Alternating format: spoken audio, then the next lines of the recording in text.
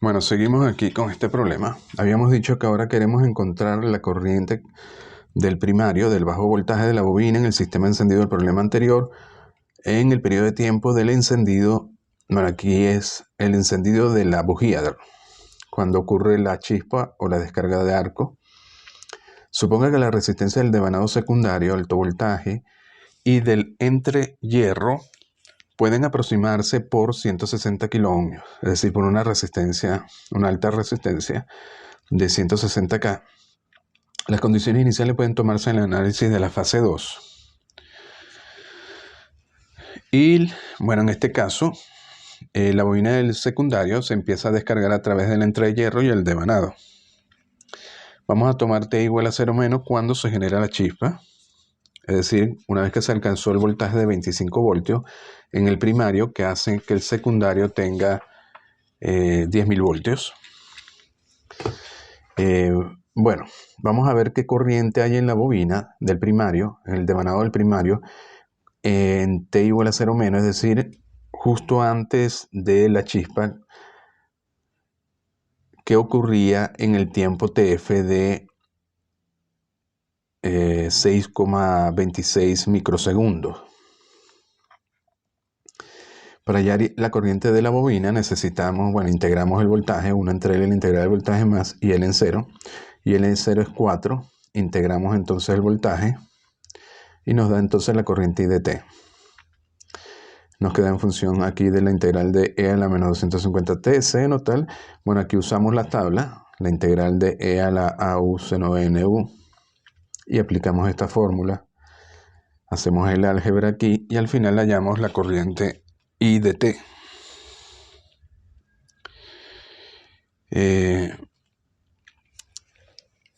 Bueno, esta corriente luego como función de T la vamos a evaluar justo en el momento que se inicia la descarga de arco, que habíamos dicho que era T igual a TF 6,26 microsegundos. Si evaluamos eso, en esta fórmula nos da casi 4, 3,987. Es decir, que el inductor apenas se ha descargado porque este tiempo es muy pequeño. Luego hacemos T igual a 0 menos, la nueva fase que comienza para T mayor que TF, la iniciamos en T igual a 0, realmente T igual a 0 más.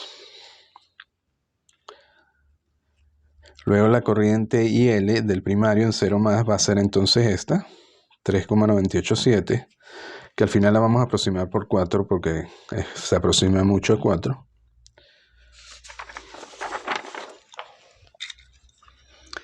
Luego también podemos calcular el voltaje en TF del capacitor y nos da menos 25 voltios. Luego tenemos entonces en T igual a 0 menos, antes de la descarga de arco tenemos la corriente de casi 4 amperios. Esto estaría menos 25 y esto estaría cargado a 25 voltios. BC en 0 menos de aquí del circuito sería entonces menos BL menos 3IR más 12. Si lo evaluamos nos da 25 voltios. Lo cual es lógico porque aquí tendríamos 25 más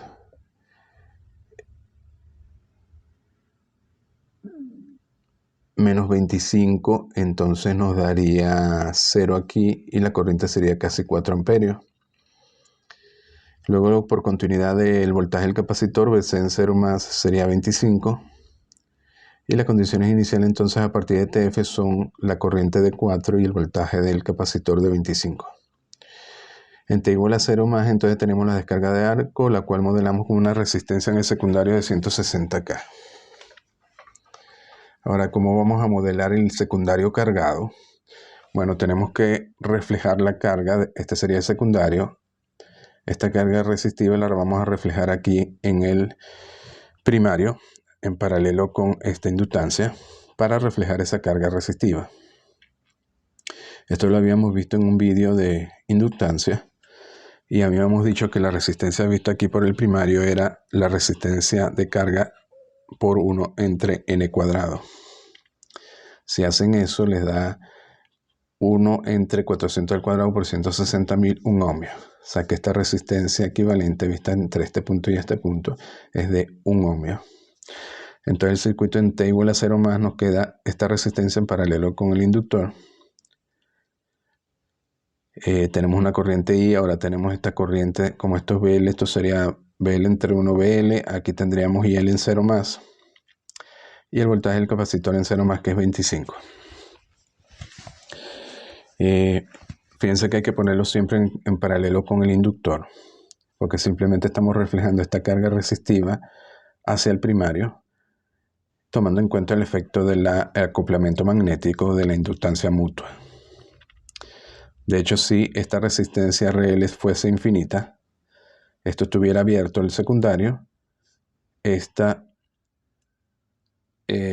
sería también infinito, y por tanto obtendríamos la situación inicial. Por eso que hay que ponerlo en paralelo con el inductor. No se puede poner solo la resistencia.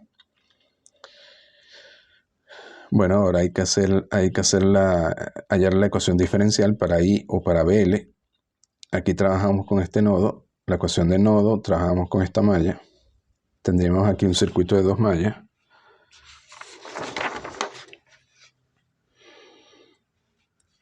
Luego tenemos la corriente I. Para la corriente I, esto es muy importante, es que la corriente I, la corriente esta inicial, la condición inicial IL en 0 más, es igual a 4. En este caso se refiere a I, a esta corriente I. Es decir, la corriente en 0 más es esta IL en 0 menos, que es de 4 amperios. No es esta corriente IL en 0 más, una vez que reflejamos la carga del secundario. Porque habíamos dicho de que era esta corriente que pasa por la resistencia de 3 ohmios. Entonces tiene que ser la corriente I y no IL en 0 más. Y eso hay que tener cuidado aquí. Entonces, bueno, con I en 0 más igual a 4 ohmios, pues se puede calcular BL en 0 más y es menos 25, que era el resultado esperado, porque tenía que ser 25 voltios. Y la corriente, se puede calcular la corriente IL en 0 más de 29. Luego, ahora tenemos que resolver, en este caso vamos a resolver para la ecuación diferencial en BL. Bueno, tenemos la ecuación del nodo, tenemos también que I es la corriente del capacitor y tenemos la ecuación de la malla de 12 voltios. Esto, bueno, es cuestión de trabajarlo algebraicamente, tomando en cuenta que I también es IL más BL. Y después de un poco de álgebra, que es más o menos sencilla, hallamos la ecuación diferencial en BL. Aquí podemos llamar a este coeficiente, lo podemos calcular de una vez, ve a este coeficiente y lo calculamos. Entonces nos quedaría esta ecuación diferencial y podemos hallar la ecuación característica y hallamos las raíces. En este caso es C1 y C2. Son reales negativas, por tanto BL tiene que tener esta forma exponencial con dos coeficientes K1, K2. Como tenemos BL en 0 más, que habíamos dicho que era 29, necesitamos BL' en 0 más, porque la ecuación diferencial está en función de BL, que sería la segunda condición inicial. Bueno, aquí de 31 pueden hallar dBL de T y les queda en función de BL e I. Esto lo tenemos en 0 más, esto también, y por tanto podemos calcular BL' en 0 más. Nos da esto. Luego, bueno, hallamos K1 y K2. La primera condición inicial es que BL en 0 es menos 25, K1 más K2, y la segunda se deriva esto y se evalúa en 0. Y con esto hallamos K1 y K2. Nos da K1 menos 29 y K2 4. Entonces nos queda esta ecuación para BL. Fíjense que en T igual a 0 daría menos 25. Y BL tiende a 0 con el paso del tiempo, porque el inductor se hace un corto y también cortocircuita el primario. Para hallar IL simplemente integramos. IL sería IL en 0 más la integral de BL. Hacemos esta integral y nos queda IL. Y luego la corriente en el devanado primario sería I de t. Pero I de t es IL más BL entre 1. Y al final nos queda entonces I de t. Simplemente es una exponencial negativa. En t igual a 0 sería 4 y tiende a 0. Una vez que se descarga el inductor. Ahora vamos a usar otro método más directo para verificar la ecuación 34. Por si acaso si les quedó la duda de si realmente reflejando esta carga al primario nos da la solución que estamos buscando, podemos hacerlo por otro método. Y lo que vamos a hacer es plantear las ecuaciones del primario y del secundario.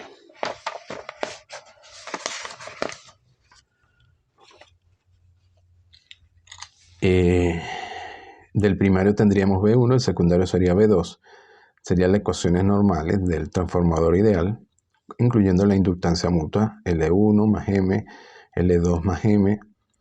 Hay que incluir la inductancia mutua porque el secundario está cargado y 2 no es 0 en este caso. B2 sería menos RI2 y 2 estaría entrando entonces. Tenemos la ecuación de Maillard B1 que incluye la fuente. Tenemos BC, sería la corriente del primario, la integral de la corriente del primario más BC en 0. Y tenemos las relaciones del transformador ideal B2 NB1 o I2 menos 1 y 1 entre N.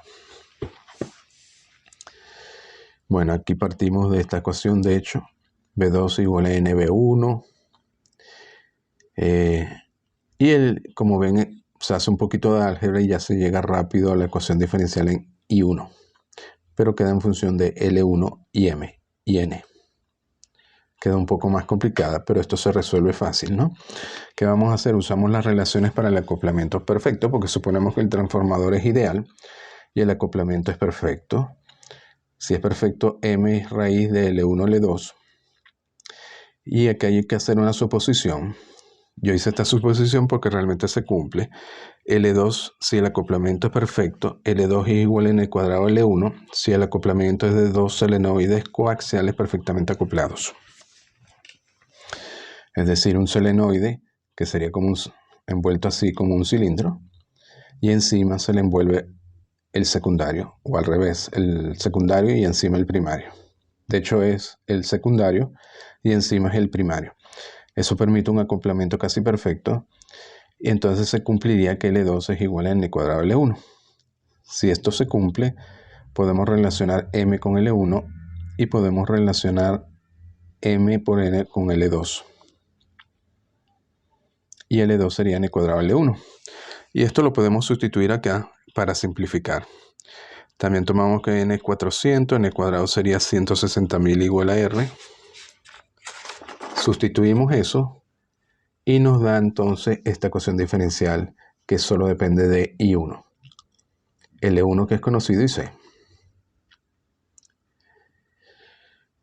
Ahora, ¿cómo comparamos con la ecuación 34? Si la ecuación diferencial es en BL, es decir, en B1, el voltaje del primario. Bueno, usamos menos la corriente del secundario, I2 es menos I1 entre N, que también es B2 entre R, pero B2 es NB1. Y en este caso, llegamos a la conclusión, porque R es igual a N cuadrado, de que B1 es igual a I1. Sustituimos entonces I1 con B1 y nos da esta ecuación. Y fíjense que esta ecuación es exactamente la ecuación 34.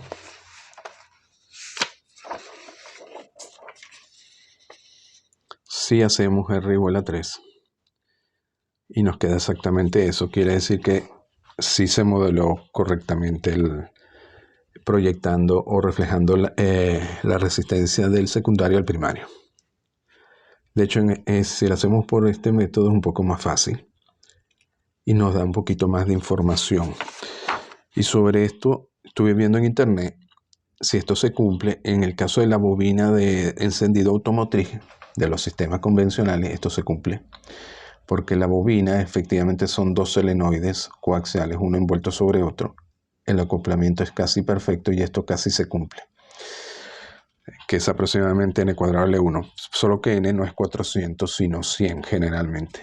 Así que L2 es 10.000 por L1. Si L1 es 6, varía entre 6 y 8 milihenry, L2 varía entre 6 y 8 henry. Y se cumple muy bien esa relación. Bueno, entonces seguimos aquí. Ahora vamos a ver otro problema, pero un poco más realista, ¿no? En este caso vamos a tener el modelo más realista, que el transformador no es ideal, sino que es un transformador que son dos bobinas en serie acopladas, con un acoplamiento muy alto, casi perfecto. Y este transformador, en esta forma, se le llama autotransformador. El resto sigue más o menos igual. Tenemos el capacitor, tenemos el interruptor, la fuente de 12 voltios y aquí estaría la bujía, que sería aquí el arco que se genera en el entrehierro aquí. Bueno, esto es un pequeño resumen. El circuito de ignición está basado en la respuesta transitoria de un circuito RLC. La operación del interruptor causó un cambio rápido en la corriente del devanado del primario del inductor o bobina de ignición. La bobina de ignición consiste de dos bobinas acopladas magnéticamente a través de la inductancia mutua y conectadas en serie, que serían estas dos. Fíjense que a diferencia del transformador ideal, no hay aislamiento físico porque no están separadas, ¿no? Están en serie. La bobina N1 es el primario, N2 sería el secundario, entonces este sería el secundario y esto sería el primario. Generalmente N2 es 100 N1.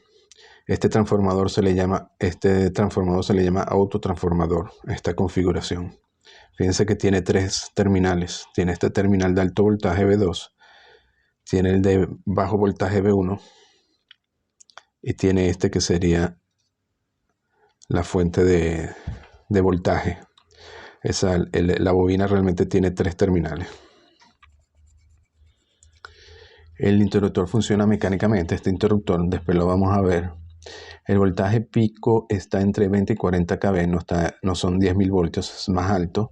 Y se enciende una chispa en la brecha de la bujía que enciende la mezcla de aire-combustible. El circuito provee la energía necesaria para encender la mezcla de aire-combustible en el cilindro del motor. Luego el voltaje máximo VSP en la bujía debe ser suficientemente alto para encender el combustible. El voltaje en el capacitor debe estar limitado, este voltaje, para prevenir un arco en el interruptor o los puntos del distribuidor. Recuerden que estos son los puntos del distribuidor. Y si este voltaje es muy alto, se podría producir chispas aquí en este interruptor, lo cual no es conveniente. La corriente del primario del inductor que se almacena como energía debe ser suficiente para encender la mezcla aire-combustible. Claro, eso se almacena en los campos magnéticos y se refleja después como una corriente y tiene que tener suficiente energía para encender la mezcla. Así que depende de la corriente, de la magnitud de la corriente. La energía almacenada es proporcional a la corriente al cuadrado. Luego nos dicen encuentra el voltaje máximo en la bujía suponiendo los siguientes valores: la voltaje DC 12 voltios, la resistencia R 4 ohmios, la inductancia 3 milihenry, la capacitancia 0,4 microfaradios y la relación de vuelta a 100. ¿Qué distancia deben separar los contactos aquí del interruptor para prevenir un arco en el momento en que el voltaje en la bujía es máximo? Cuando este voltaje es máximo, este voltaje de aquí a tierra, también BC va a ser máximo, porque sería V2 más V1 más BC. Bueno, en estado estable la bobina primaria es un corto, y eso es prácticamente lo mismo que en el problema anterior. Y la corriente máxima, ¿cuál sería? Si esto es un corto, sería BDC, y esto está en corto, sería BDC entre R, donde R es la resistencia total del primario. La relación de voltaje V2 a V1 es 100 y el secundario de la bobina está en circuito abierto. Bueno, mientras no haya la descarga de arco en la bujía y 2 es 0, está en circuito abierto, entonces V2 se simplifica a MDI dt. Aquí vamos a llamar I la corriente del primario y 2 la del secundario. V1 por tanto es L de I de T. Si dividimos nos da V2 entre V1, M entre L. Y la relación de voltaje se cumple, que es aproximadamente N2 entre 1 igual a A. Idealmente, ¿no? Si el acoplamiento si es un transformador ideal y el acoplamiento es casi perfecto. Luego, cuando el interruptor se abre, el circuito es subamortiguado. Bueno, hacemos lo de siempre, hacemos T igual a 0 en el momento de la apertura, cuando el interruptor se abre, y el sistema comienza a oscilar. Así que tiene que tener la respuesta E a la menos alfa T, K1 coseno más K2 seno. La corriente 0 es la corriente máxima, que es VDC entre R, pero si I en 0 de aquí, I en 0 sería 1, esto sería 0, sería K1. Así que K1 es directamente VDC entre R. Bueno, esta sería la ecuación de la malla del primario, VDC. Sería esta malla, ¿no? VDC más V1 más RI más VC0. Bueno, aquí se trabaja un poquito acá y ya se llega rápidamente a la ecuación diferencial en I, que sería la corriente del primario. Ahora, no, como tenemos I en 0, necesitamos I' en 0. Eso lo hallamos aquí de la ecuación 9 y 7. Podemos hallar de I de T en T igual a 0. Sería la segunda condición inicial. Bueno, hacemos de I de T, evaluamos en 0 y nos da entonces el valor de K2. Al final I de T queda en esta forma. E a la menos alfa T coseno más seno. De nuevo hallamos la ecuación característica para hallar alfa y WD. Alfa sería entonces menos R entre 2L, WD sería esto. Luego B1 sería L de I de T. Entonces hallamos de I de T y nos queda B1. Sería también una exponencial decreciente multiplicada por el seno. Fíjense que T igual a 0 sería 0.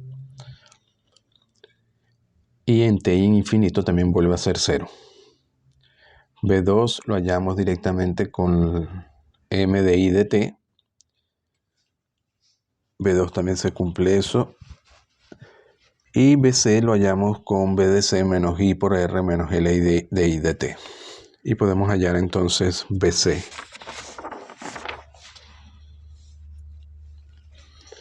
Con un poco de álgebra llegamos entonces a BC. Aquí, bueno, pueden seguir el álgebra. Acá sería este factor. Luego podemos hallar el voltaje en la brecha BSP. Aquí usamos la malla de 12 voltios. Nos vamos por aquí. Entonces BSP sería B2 más BDC. Y hallamos BCP. Fíjense que en T igual a 0 es BDC. Porque esto sería 0. Quedaría BDC.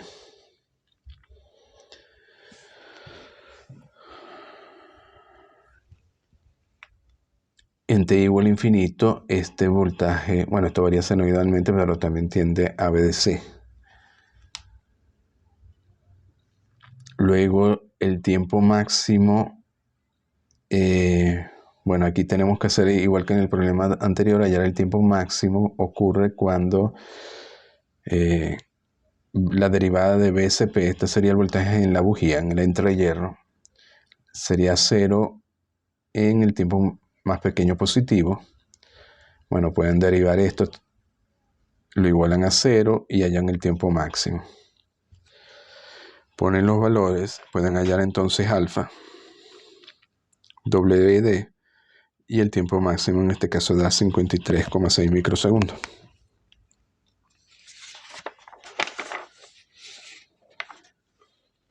Luego, podemos calcular, tenemos que hallar cuál es el voltaje BCP máximo, es decir, evaluamos VCP en T máximo. Si lo hacen, le da menos 25.000 voltios. Luego la parte B, el interruptor abierto está en paralelo con el capacitor, así que necesitamos VC en T máximo. Bueno, aquí evalúan primero K y luego hayan VC en T máximo y le da 262,4 voltios. Ese es el voltaje máximo que puede aparecer en el capacitor. Luego, esto es importante, ¿por qué? Porque el voltaje de ruptura dieléctrica del aire es de 30 kilovoltios por centímetro. Por tanto, debe existir una brecha mínima en el interruptor. Es decir, el interruptor cuando se abre debe quedar con una brecha mínima para que no siga habiendo una descarga de arco ahí cuando alcanza este voltaje máximo. La brecha siempre tiene que ser mayor o igual que una distancia mínima. ¿Y cuál es la brecha mínima? Bueno, si esto alcanza alrededor de 260 voltios, sería 260 entre 30.000 por un centímetro y daría cerca de 90 micrometros. De hecho, podemos calcular el voltaje máximo en el capacitor. Si lo calculan, les da prácticamente igual. O sea que el voltaje máximo realmente ocurre cuando el voltaje en la brecha es máximo. Bueno, entonces en el próximo vídeo vamos a seguir con otro problema y vamos a ver un poco cualitativamente cómo funciona el sistema de encendido en los automóviles antiguos, que es un sistema convencional. Entonces seguimos en el próximo vídeo.